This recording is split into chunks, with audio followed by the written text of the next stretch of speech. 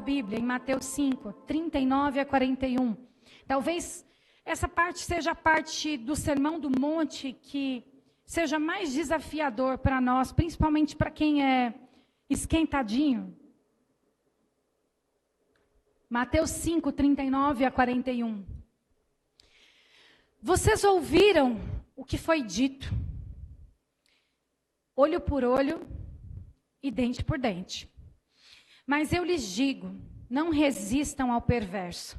Se alguém o ferir na face direita, ofereça-lhe também a outra. E se alguém quiser processá-lo e tirar-lhe a túnica, deixe que leve também a capa.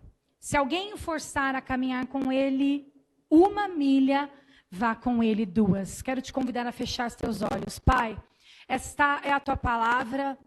Nós cremos nela de maneira integral. Nós sabemos que tudo que está aqui é para nós, é para hoje, é para agora. E nós sabemos, ó Deus, que o Senhor tem coisas para nos ensinar nessa manhã. Então, que o teu Espírito Santo venha neste lugar, quebre as barreiras, quebre os bloqueios.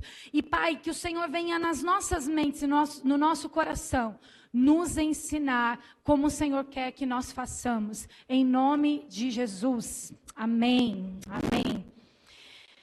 Ande mais 1 milha. Esse é o tema que nós vamos refletir nessa manhã.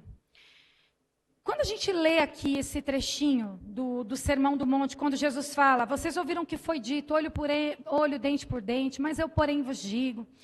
Quando Jesus fala, se alguém lhe der, tem a outra parte que diz, se alguém lhe der te bater na face, dê a outra. Ou quando Jesus, ele diz, se alguém lhe forçar a andar 1 milha, vá com ele 2. Quando nós ouvimos ou lemos isso, é fácil. É fácil tomar essa lapada? Não é fácil. Quando nós ouvimos esses princípios que Jesus coloca para nós, na prática, gente, na real, na prática, no dia a dia, é fácil viver esses princípios? É tranquilinho para você viver dessa maneira que Jesus está dizendo aqui? Eu costumo dizer que Jesus, ele pega as leis e aí ele faz assim, ele eleva o padrão da lei. Já era meio difícil cumprir, mas ele pega e eleva o padrão moral da lei.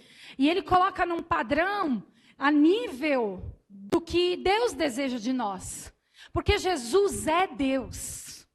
Então, Jesus, ele vem e ele fala, olha, vocês estão até cumprindo a lei, vocês estão fazendo. Mas está faltando uma pitada de alguma coisa aí. Está faltando algo. E Jesus, ele vem e diz, olha, ok, vocês estão cumprindo bem bonitinho, está certinho, parabéns. Parabéns que vocês querem, parabéns para vocês. Mas está faltando amor. Está faltando fazer porque vocês realmente amam a Deus. Está faltando fazer por consciência de quem Deus é. E não só para ser visto, não só para ser olhado. Então Jesus, ele vem e coloca amor na lei. Ali haviam coisas para que nós tivéssemos que obedecer, mas ele vai e ele impregna a lei de amor. Ele abraça aquela lei e coloca amor no lugar, uma pitada muito grande de amor, para que a gente pudesse entender como que era para ser feito. Talvez, gente, fosse mais fácil viver na lei do talião, que era essa lei aqui, que eles viviam antes, que está lá no Êxodo e em Levítico, e que fala que é olho por olho e dente por dente. Olha só o que diz em Êxodo 21, 23 e 25. Mas se houver danos graves, a pena será vida por vida, olho por olho, dente por dente, mão por mão, pé por pé, queimadura por queimadura, ferida por ferida, contusão por contusão. Esse princípio aqui, quando a gente lê, a gente fica meio confuso, mas esse princípio aqui, ele não vinha para incentivar a violência, ele não vinha para incentivar a vingança. Na verdade, aquele que cometia algo, sei lá, furava o olho de alguém, ele ia ter que pagar por aquilo de alguma maneira. Mas para evitar um exagero nessa punição. Essa lei vem, a lei do talião, para dizer, olha, é olho por olho. Não adianta você querer, a pessoa te arrancou o olho, você arranca o olho, o pé, a mão, o braço. Tirou o olho, tira o olho. Arrancou tua mão, é mão. Te queimou, você queima também. Não é você, porque na verdade não era a pessoa que aplicava a lei. Não era a própria pessoa ferida que aplicava a lei e nem um familiar. Quem aplicava a lei era um juiz. Porque se fosse a pessoa ou um familiar que estava ali, ó, ardendo pelo sentimento de raiva, ia exagerar. Mas então a lei, ela não vem para incentivar a violência, ela vem para limitar. É só até aí que você pode ir, você não pode ir além. E essa retaliação que era aplicada, Jesus ele vem e ele troca a retaliação por retaliação nenhuma. Porque aí ele diz agora, se alguém te obrigar a caminhar 1 milha, vá com ele 2. Se alguém der na tua face, ofereça outra. Ô Jesus, aí você complicou a coisa para nós. Aí ficou mais difícil. Porque estava mais fácil viver a do talião, porque pelo menos a gente via a pessoa, né, pagando pelo o crime que cometeu. Mas Jesus troca a retaliação por retaliação nenhuma e ele introduz uma lei muito superior, impregnada de amor. E é isso que a gente vai refletir. Em primeiro lugar, a gente vai pensar que a segunda milha, ela é para quem nasceu de novo. Para entender a profundidade de topar andar a segunda milha, é necessário ter nascido de novo em Jesus. É necessário ter havido conversão de verdade. Uma volta de 180 graus, 360 não, porque senão você volta para o mesmo lugar que você estava. Então é 180 graus para você seguir um outro caminho. Você precisa ter nascido de novo para topar andar essa segunda milha que Jesus está aqui propondo. É necessário que esse amor que Jesus impregnou nas leis esteja em nós. Se não tiver esse amor, a gente não vai conseguir. Sabe por quê, gente? A nossa tendência natural, você já ouviu ou você já falou isso? Eu não levo desaforo para casa. Eu não levo desaforo para casa. É a nossa tendência natural, é do ser humano isso. Então, para que você, às vezes, engula uns sapos, tem que ter nascido de novo, senão a gente não vai conseguir. Senão a gente não vai conseguir. Você já sentiu que alguém está... Presta atenção, olha, é difícil isso aí. Você já sentiu que alguém está se aproveitando de você? Já. Você já sentiu que você está sendo injustiçado numa situação? Está parecendo... Gente, vocês lembram do Tabajara? Foi inevitável agora, porque eu estou falando, está todo mundo assim, com a cabecinha. Lembra disso? Não, tá bom, só eu lembro. Mas você já se sentiu injustiçado? Já se sentiu que alguém está se aproveitando de você? É fácil. Você já se ouviu obrigado a fazer alguma coisa que você não quer fazer? Você não quer fazer, mas eu tenho que fazer. Já se viu nessa situação? É fácil. Aí a gente vira e fala, eu sou crente, mas eu não sou santo, não. Mas deveria ser, né? Porque crente deveria ser santo, separado. Sou crente, mas eu não sou bobo, não. E aí a gente não compreende o que isso significa. Não significa que nós não vamos buscar por justiça. A Júlia acabou de falar aqui sobre as questões de notificação e denúncias em casos de crime de abuso sexual. Isso não significa que a gente vai atrás do abusador e vai matar ele ou vai estuprá-lo da mesma maneira que ele fez. A gente precisa fazer a coisa certa. A gente precisa fazer aquilo que é correto. Porque a nossa tendência natural é qual? É querer ir atrás e fazer algo a respeito com as nossas próprias mãos. E aí a gente se vê obrigado em algumas situações e não entende que tudo que nós formos fazer, tudo que nós vamos fazer, às vezes não é assim algo que a gente quer fazer tanto, mas Colossenses 1:23 diz que tudo que fizerem, façam de todo o coração, como para o Senhor e não para os homens. Tudo. Eu tenho que fazer um trabalho aqui no meu emprego. E parece que isso aqui está difícil. Eu vou fazer para o Senhor. Senhor, eu estou fazendo para o Senhor. O meu chefe é difícil. Mas eu estou fazendo para o Senhor. As coisas em casa, às vezes a gente está fazendo na força do ódio. Mas aí a gente precisa entender que a gente está fazendo tudo o que a gente faz é para o Senhor. Não para homens. Porque aí a gente está andando a segunda milha. Nós estamos fazendo no nível da segunda milha. Entendem isso? Vamos entender então o que Jesus estava falando aqui quando ele fala sobre andar a segunda milha. Era só sobre fazer exercício físico? Andar mais para ficar cansado e com sede? Não era sobre isso. Vamos entender o que acontecia na cultura daquele tempo. Havia um costume romano que dizia que quando uma pessoa, um emissor, era enviado para algum lugar, ele era enviado a levar alguma coisa, um documento, algo importante, mas ele estava sendo enviado a algum lugar. Alguém daquele lugar, daquele local onde ele ia, era obrigado a receber esse emissor, era obrigado a estar lá, não só para recebê-lo com um cafezinho, mas também para carregar suas bagagens. E também tinha que oferecer ou dispor dos seus cavalos, das suas carroças. E eles eram obrigados a fazer essa caminhada com essas pessoas que estavam vindo de outro lugar. Não tinha que querer. Não era uma coisa que... você tá disponível hoje, Michele, para ir lá receber fulano? Está disponível, Hoffman? Não era assim que funcionava. Era obrigado. E você imagina também com que alegria que essas pessoas iam. Felizonas. Porque além do cansaço, tinha também as questões financeiras, porque ela estava tendo que dispor carroça, dispor cavalo, enfim. Então tinha todo um prejuízo para ela, seja de financeiro, seja psicológico também, porque dá a raiva danada de você fazer uma coisa que você não quer. Era nesse contexto que Jesus estava dizendo: se te obrigarem a caminhar 1 milha, vá com ele 2. Jesus era um excelente observador da cultura. Excelente. Então ele observa a cultura, ele vê como funciona, pega aquilo, porque o povo vai entender o que ele está dizendo, o povo vai compreender, vai mexer no fundo do coração deles, e ele diz: olha, todo mundo já faz isso, todo mundo já anda 1 milha. Se você andar 1 milha só também, que diferença você tem?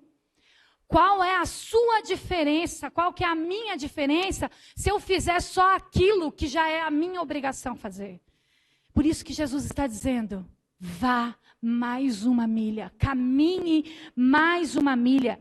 Porque olha o que diz o versículo 20 do capítulo 5 de Mateus, que nós estamos lendo. Pois eu lhes digo que se a justiça de vocês não for muito superior à dos fariseus e mestres da lei, de modo nenhum vocês entrarão no reino dos céus. Gente, a segunda milha ela é muito difícil de ser vivida. E eu diria que ela é impossível para quem não nasceu de novo. Impossível. Se você não tem esse amor de Jesus impregnado, vai ser muito complicado de conseguir caminhar essa segunda milha. E aí, quando a gente pensa nessa situação aqui, a gente precisa entender que se o Espírito Santo é quem está sentado no trono do nosso coração, praticar a segunda milha vai ser até prazeroso. Não é muito estranho isso? Não é muito estranho que, como os valores do reino são completamente inversos, e para nós que entendemos esses valores, isso se torna prazeroso? Porque o mundo olha para nós, quando a gente está caminhando a segunda milha, e fala que a gente é bobo. Que a gente está se deixando fazer de trouxa. Não é verdade? Mas quando você entende esses valores, os últimos serão os primeiros. E todos os valores do reino que são invertidos, você passa a ter prazer no que Jesus está dizendo. Então, quando o Espírito Santo está reinando no nosso coração, a gente só vai se satisfazer com aquilo que Ele valoriza, com aquilo que vem dele. Andar a segunda milha exige algumas coisas. Anota aí para você não perder: paciência, bondade e benignidade. Faltam precisam dessas coisas. E, gente, paciência. Você tem paciência? Fala, só responde para você mesmo, tá?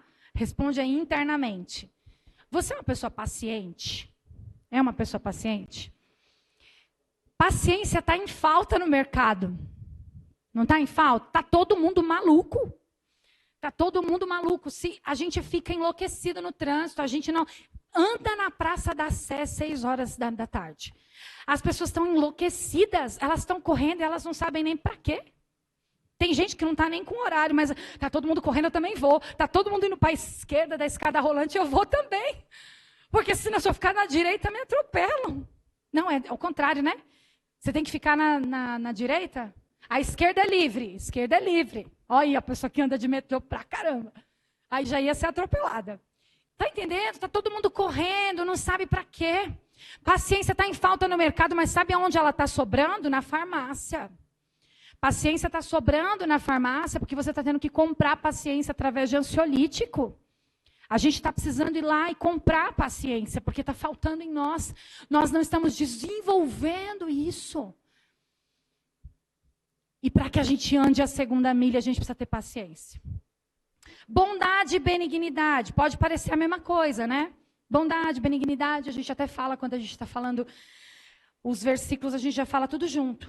Bondade é um ato que é direcionado a algo ou a alguém.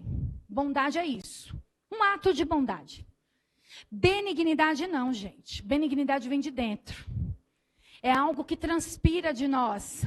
É algo que está aqui na essência. A bondade são os atos externos, a gente pratica, ajuda, gentileza no dia a dia. E as pessoas podem ver esses atos. Mas a benignidade não pode ser vista. Ela está dentro, ela é essência, é aquilo que está dentro de nós e que até transborda pelos atos de bondade. Mas ela é notável e perceptível ao coração. Pode não ser vista fisicamente, mas é possível perceber pelo coração. Agora, não há como nós sermos benignos, essência da bondade, sem que isso resulte em atos. Não há como. Você pode até ser bondoso sem ser benigno, sabia disso? Os fariseus eram assim. Eles faziam as coisas, atos de bondade para serem vistos. Eles faziam esses atos de bondade em autopromoção. Mas por dentro, eles eram o que Jesus disse sobre eles? Sepulcro caiado. Então, atos de bondade podem até surgir de nós, mas sem sermos benignos de verdade por dentro. Bondade, paciência e benignidade, o que isso é? Onde está isso aí na Bíblia? O que é isso? É o quê? Fruto de quem? Do Espírito. É fruto do Espírito. E quem é que tem o Espírito? Quem tem o Espírito Santo? Quem nasceu de novo. Quem nasceu de novo tem o Espírito. Quem nasce de novo e tem o Espírito, inevitavelmente tem que ter o fruto. Não há como você ter o Espírito e ele não frutificar em você. Vai contra a essência do Espírito Santo. Então, se você nasceu de novo, tem o Espírito e o fruto não está vindo, eu deixo para você pensar. Eu vou deixar para você pensar. Vai com essa pergunta para a tua casa. O que isso significa? Porque lá em Gálatas 5, Paulo, ele fala que a nossa alma humana, ela está em guerra com o Espírito. Não é isso? Ele retrata no versículo 17 que a carne deseja o quê? O que é contrário ao Espírito. E os dois estão em guerra, mas se nós somos guiados pelo Espírito, nós não vamos mais ficar debaixo da lei. E é nesse contraste entre carne e o fruto do Espírito que a gente percebe que as obras da carne, elas são produzidas por nós, mas o fruto é produzido por Ele. O fruto é produzido por Ele. Tem uma frase de Howard que fala: uma obra é algo que o homem produz por ele mesmo. Um fruto é algo produzido por um poder que não é dele. Não é dele, não é seu. Mas se você está debaixo da potente mão do Senhor, se você nasceu de novo, se você tem o Espírito Santo, você tem o fruto do Espírito em você. Permita que o Senhor produza isso, e isso transborde através da sua vida. Nós estamos em guerra, essa é uma certeza. E numa guerra para praticar os valores, numa guerra para andar a segunda milha. Nós estamos nessa guerra. E numa guerra, gente, sempre tem perdedor e vencedor, não é verdade? Sempre tem quem perde e quem ganha. Nessa guerra aí, quem está ganhando? A carne ou o espírito? Quem está ganhando? A gente vai ficar com umas perguntas aí para responder. Vamos levar para casa hoje, lição de casa. Vamos levar para responder. Quem está ganhando essa guerra? A gente vai ver aqui, num outro ponto, que o povo da segunda milha, ele impacta o mundo. Quero contar para vocês uma história que eu ouvi, que eu achei fantástica, que eu acho que vai retratar bem isso que nós estamos aprendendo aqui hoje. Um homem, ele tinha um vizinho. Esse vizinho não era um vizinho muito legal. Não era aquele vizinho bacana que você pede uma xícara de açúcar para ele, né? Ou que ele te leva alguma coisinha, um pratinho. Não era um vizinho legal. E ele já tinha até tentado falar de Jesus para esse vizinho, já tinha convidado ele para o GC, mas o vizinho estava resistente, né? E um dia ele chegou na casa dele, estava chegando, e lá na calçada do vizinho tinha um monte de pedra de construção que o vizinho tinha acabado de comprar, porque ele estava em reforma. E aquela monte de pedra estava na calçada, porque aí a gente passa para o lado de dentro, né? A gente, quem já comprou pedra, sabe como funciona. Tem que fazer lá a galera pegar tudo nos baldes, levar para dentro, e aí depois você faz um cafezinho, faz um lanchinho. Mas aí as pedras ainda estavam do lado de fora. Esse vizinho, ele chega e estava um dia que era uma tempestade. Uma tempestade. E as pedras estavam sendo levadas embora. Era lama com pedra, com água, com tudo. E as pedras do vizinho estavam sendo levadas. E ele, vendo essa situação, ele foi até a casa, bateu para chamar, para avisar o vizinho. Olha, suas pedras estão indo embora. Mas, para surpresa dele, o vizinho não estava. Não tinha ninguém lá que pudesse avisar. Ele caminhou a primeira milha. Ele fez o que era obrigação dele. Ele avisou, o vizinho nem era tão legal, ele podia nem avisar. Mas ele fez aquilo que era necessário. Mas aí, esse homem, cheio do Espírito Santo de Deus, com o fruto do Espírito pulsando dentro dele, ele caminhou a segunda milha. Ele foi para dentro de casa, pegou uma pá dessas de pedreiro, e ele começou a pegar as pedras e foi contendo as pedras enquanto a água vinha e a enxurrada queria levar. E ele continha as pedras do vizinho para que ele não perdesse tudo. E aí a chuva foi melhorando, e aí ele foi para dentro de casa, né, todo molhado, e com o coração dele em paz de que ele havia feito o que precisava. Passado alguns dias, esse vizinho bateu na porta dele. Era um dia de GC na casa dele. Essa história não estou inventando não, viu, gente? É verdade. Eu vi mesmo uma pessoa contando esse testemunho. Bateu na casa dele e ele disse assim: você sempre me chamou, hoje eu vim. Eu soube o que você fez. Eu fiquei sabendo o que você fez. Vocês entendem o quanto a segunda milha impacta o mundo, impacta as pessoas? Se aquele vizinho andasse só a primeira milha, que talvez fosse uma obrigação moral, vou avisar. Já avisei, hein? Não estava aí? Depois podia até dizer, eu tentei te chamar, você não estava? Só aquela coisa para Pilatos, lavo minhas mãos, já fiz o que precisava fazer.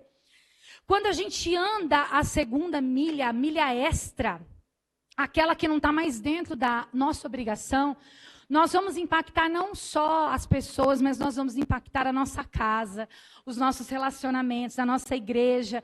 O mundo, ele é extraordinariamente impactado pelo povo que anda a segunda milha. O mundo vai ser impactado por esse povo que faz além daquilo que se é obrigado. Deus mesmo, ele anda a segunda milha com a gente o tempo inteiro. Porque ele faz além do que aquilo que a gente pede ou pensa, não é? A gente pede ou pensa, ele faz além, ele já está nos mostrando como é que funciona.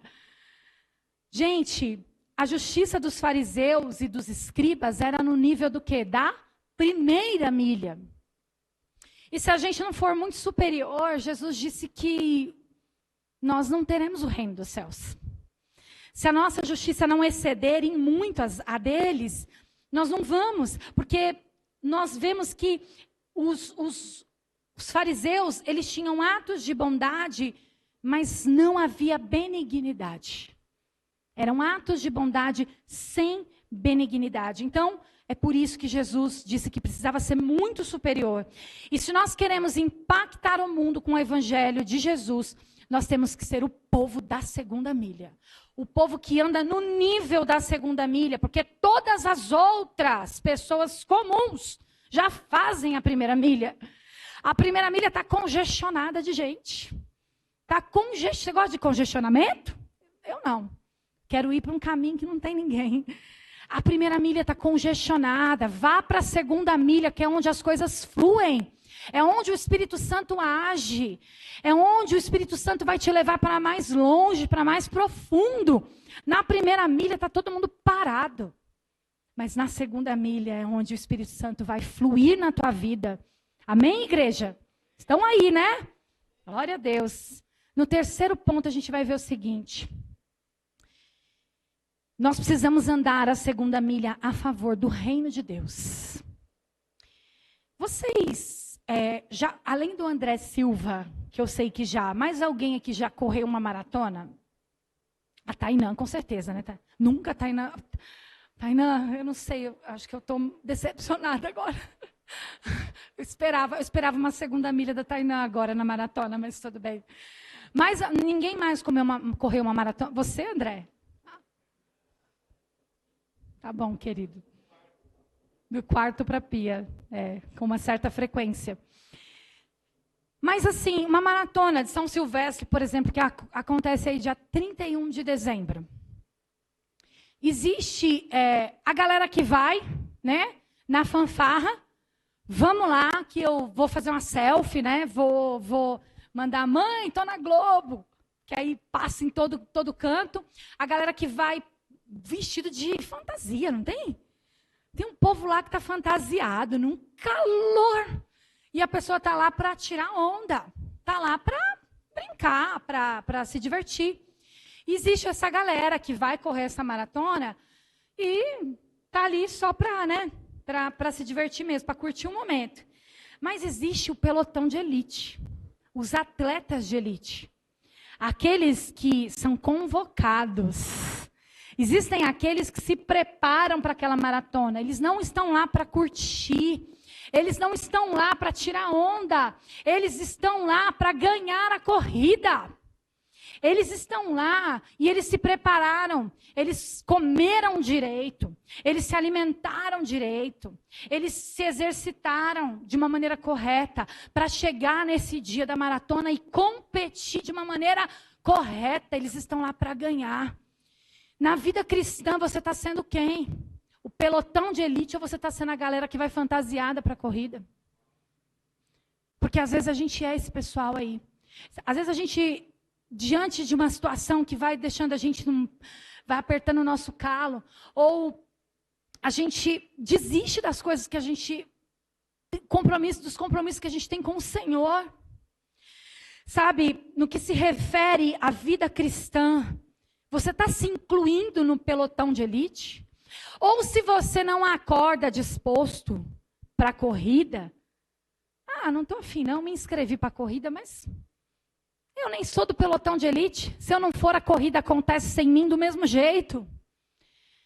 Na vida cristã, a corrida para que o reino de Deus se expanda, está acontecendo sem você do mesmo jeito? Essa é a pergunta que eu quero que a gente reflita. Porque às vezes a gente está aí na brincadeira e a gente não está correndo a segunda milha para as coisas do reino. A gente anda a segunda, a gente anda a terceira milha, a gente anda a quarta, quinta, milhares de milhas a nosso favor. A gente faz isso. Quando a gente quer ter alguma coisa, quando a gente quer comprar alguma coisa, a gente trabalha, faz hora extra, vai. A gente quer ser alguma coisa, então você estuda, você vai, faz pós, tá tudo bem, gente, pode fazer tudo isso aí. Mas para o reino, para as coisas de Deus, você está caminhando desse jeito também? Ou você está caminhando a segunda, terceira, quarta, quinta, milhares de milhas só a seu favor, mas a favor do reino de Deus? A gente está fazendo como os fariseus. Já andei uma milha, Deus, ó, tá pago. Tá pago. Já fiz a boa de hoje. Tá pago. Na vida a gente às vezes precisa fazer muita coisa que a gente não quer. Tem muita coisa que eu não quero fazer, gente. Colocar em ordem alfabética aqui, ia ser uma lista grande. Mas a gente faz, não é? A gente não faz só o que gosta. A gente faz o que precisa ser feito. Por que para Deus, que é o centro da nossa vida, ou deveria ser o centro da nossa vida, é diferente? Por que é diferente para Deus? A gente precisa pensar nisso. Andar a segunda milha no serviço a Deus é sair da zona de conforto. É sair daquilo que é conhecido. É a gente entender que o convite da segunda milha, ele não é ocasional, ele é para sempre.